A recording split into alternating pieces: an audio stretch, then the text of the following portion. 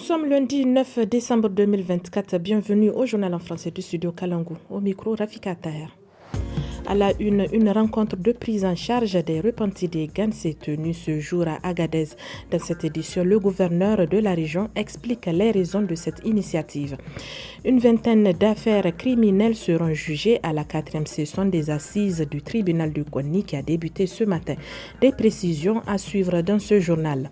Et dans la partie magazine, le juriste explique la différence entre un accord, une convention, un protocole et un pacte, tous des instruments juridiques du droit international. Mais d'abord, un véhicule de transport public a été victime la semaine dernière d'une attaque perpétrée par des hommes armés non identifiés qui a coûté la vie à 21 personnes. C'était à une douzaine de kilomètres de Terra, dans la zone des 3 frontières, région de Tillabéri. L'information a été confirmée dans le bulletin d'information des forces de défense et de sécurité diffusé samedi sur les ondes de la télévision publique RTN. Ce lundi s'est tenue à Agadez une rencontre de consultation régionale sur la prise en charge de la reddition des personnes associées aux groupes armés non étatiques au Niger. Cette stratégie, selon le gouverneur de la région, le général de brigade Ibrahim Boulama Issa, vise à améliorer la compréhension des expériences antérieures de prise en charge des repentis. Suivez un extrait de son allocution recueillie par Moussa Maman.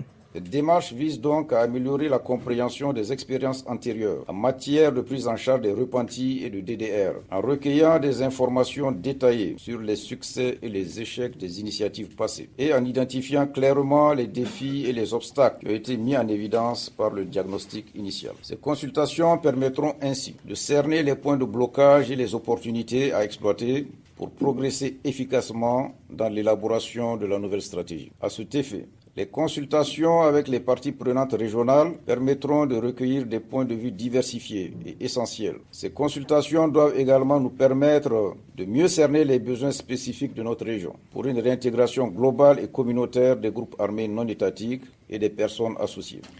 La 4e session des assises du tribunal de Birnin-Konni au titre de l'année 2024 a aussi débuté ce matin. Les travaux dureront 10 jours et 20 affaires criminelles seront jugées selon Lawangouje, le président du tribunal. Plus de précisions au micro de Asman Moussarzika. Il s'agit de 20 cas qui concernent plus de 32 voire 33 personnes. 8 de ces 20 cas sont des viols. Nous avons aussi 3 cas de meurtre, 2 cas d'infanticide, 2 cas de braquage et des cas de séquestration arbitraire. Il y a aussi un cas d'empoisonnement et un cas de parricide, c'est-à-dire qu'un enfant tue son père. Et cela fait partie des cas très graves. Il y a aussi un cas de meurtre.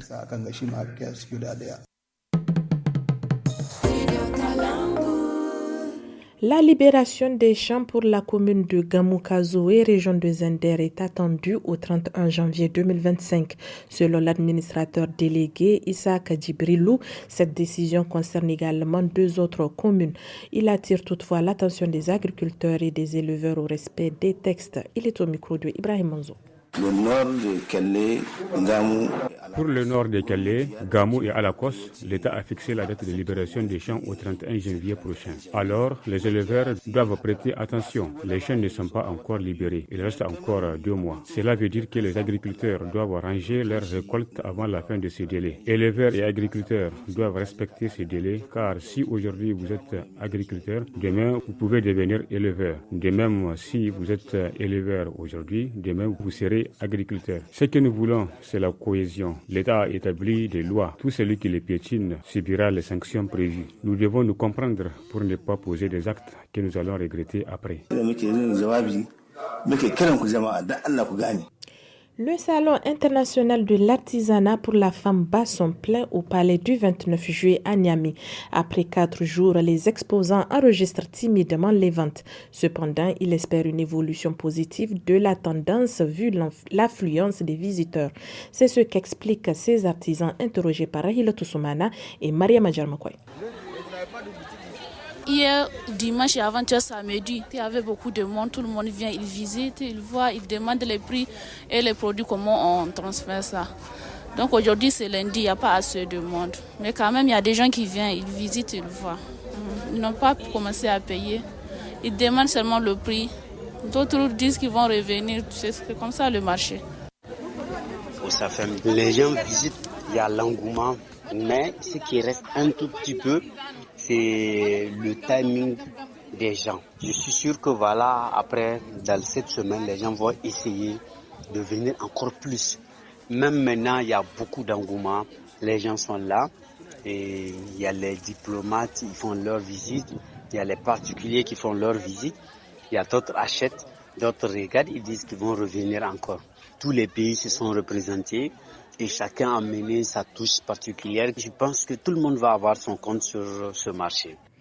Dans le panier de la ménagère, depuis quelques jours, on constate une hausse du prix de l'oignon sur les marchés de Niamey. Il fait partie des légumes les plus utilisés dans la cuisine au Niger. Aujourd'hui, il n'est plus question de trouver de l'oignon pour 500 francs CFA et cela n'est pas sans conséquence sur le quotidien du consommateur. Suivez quelques réactions au micro de Rafia Abdoulaye Mossi. Nous n'avons pas assez de l'oignon. Tous les aliments frais coûtent cher. Malgré la saison froide, l'oignon, l'ail, le piment frais, tout est cher. Le prix de l'oignon ne fait que grimper. Avant-hier, quand j'étais au marché, la tasse se vendait à 25 000 francs CFA. Que Dieu nous vienne en aide. Les pauvres souffrent vraiment. Les produits sont là. Le marché est rempli de produits. Mais tout est cher. Regardez le sac de l'oignon. 5 000 et poussière. Ça ne va pas vraiment. Gérer mieux mon entreprise et vie associative, c'est le thème de la formation dont ont bénéficié des femmes à Nguingemi. Il s'agit d'une quarantaine de vendeuses de poissons venues des différentes associations et groupements de la commune. C'est une initiative de l'ONG Garkwa, indique Kelou Kaka Abba, une participante interrogée par Abdoulaye Maïna. Dieu merci, nous avançons très bien dans la formation. Il nous édifie sur beaucoup de choses dont on ignore. Par exemple, dans nos déplacements avec les marchandises, on doit tenir compte de beaucoup de choses pour pouvoir s'en sortir. Nous faisons le commerce du poisson que nous achetons cru pour frire et revendre. Après la formation, ils ont promis de nous donner du matériel. Non, on ne va pas les vendre. On va les garder jalousement. On va bien prendre soin pour que plus tard, d'autres personnes aussi peuvent utiliser.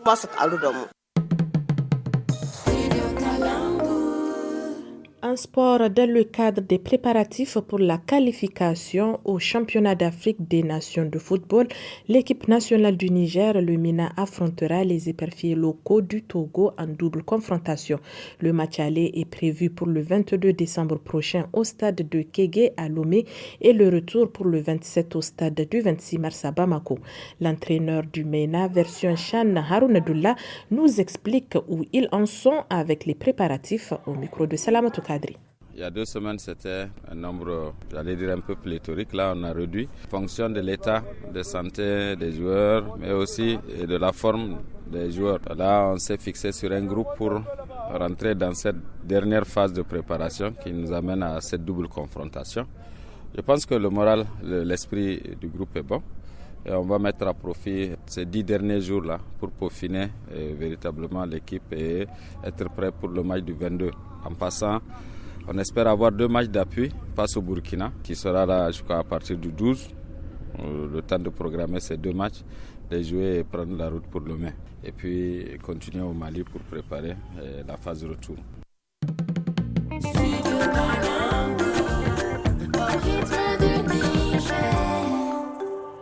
Place au magazine Justice.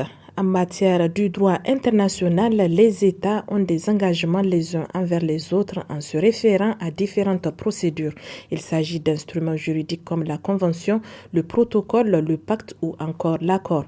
Le juriste Moussa Bachir nous en dit plus sur la différence entre ces instruments juridiques internationaux et il est interrogé par Anissé Karim. Quels sont les différents instruments juridiques pris par les États pour s'engager en matière du droit international? Chaque État, en vertu de sa souveraineté, donne une portion de sa souveraineté au profit de ce droit international. D'où ces engagements internationaux dont nous avons les conventions, les pactes, les accords, les protocoles. Qu'est-ce qu'on entend par protocole? C'est un accord complémentaire à un traité existant précisant ou modifiant certaines dispositions de ce traité. Donc les protocoles sont utilisés pour clarifier des des points spécifiques, ajouter de nouvelles obligations ou mettre à jour un traité déjà existant. Qu'est-ce qu'une convention? C'est un type de traité qui est généralement utilisé pour établir des normes et des règles juridiquement contraignantes sur des questions spécifiques. Et ces conventions peuvent être bilatérales ou multilatérales et elles sont souvent négociées dans le cadre d'organisations internationales pour réguler des domaines spécifiques tels que le droit de l'homme, l'environnement ou le commerce. Qu'est-ce qu'un pacte? C'est un accord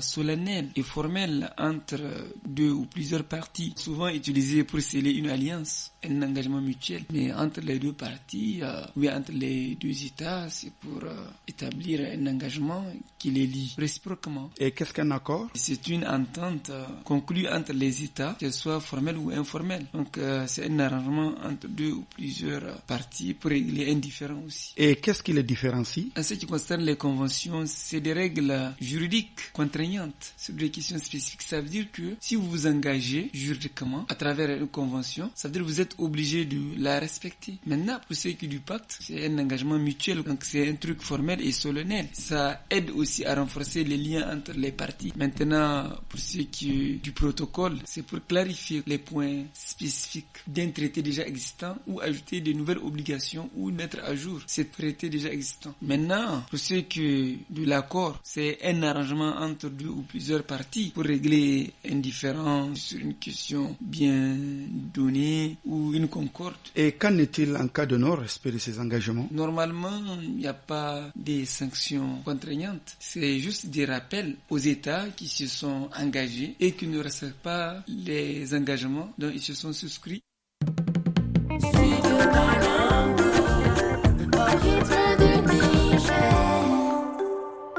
Nous sommes au terme de ce bulletin d'information. Merci de l'avoir suivi. Tous les jours, écoutez les programmes du Studio Kalangu sur les ondes de nos radios partenaires. Et sur WhatsApp au 80 06 88 54 à partir de 17h. N'oubliez pas nos rendez-vous hebdomadaires. Lundi, nous abordons une question de droit dans la partie magazine. Mardi, suivez le magazine Bien-être à la fin des journaux et le forum Espace Femmes à 18h15. Ne manquez pas le forum de la presse du vendredi pour le décryptage de l'actualité de la semaine. Samedi et dimanche, place à l'actu des jeunes à partir de 17h, suivi de Tous à la Fada. Et Studio Kalangu au rythme du Niger. Réécoutez les journaux et les magazines sur le 325 avec la puce RTL gratuitement jusqu'au 5e appel, puis 15 francs par appel. Le reste des productions sur l'application Studio Kalangu disponible sur Play Store.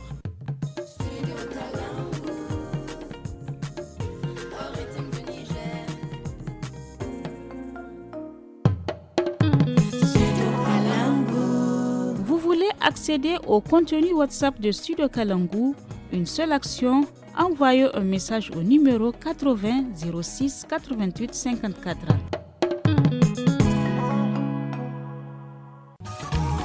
Suivez les programmes du Studio Kalangu partout dans le monde grâce à sa page Facebook. La page Facebook du Studio Kalangu. J'aime et je partage. Studio Kalangu. Suivez les programmes du Studio Kalangu à Magaria sur la radio Kitari 101.5 MHz, à Zender sur la radio Shukra FM 105.5 MHz, à Tanout sur la radio Damergou 99 MHz, à Difa sur la radio Amfani 100 MHz, à Menosoroa sur la radio Mangari 95.1 MHz, à Ingigmi sur la radio Dileram 99 MHz, à Kabalewa sur la radio Mambio 99 MHz, à Agadez sur la radio Nomad FM 101.9 MHz et sur la radio Sahara 97 MHz, à Arlit sur la radio Ikokan 95.1 MHz et sur la radio Kausen 94 MHz, à Chirozérine sur la radio Azuru 95.1 MHz. Studio Kalangu.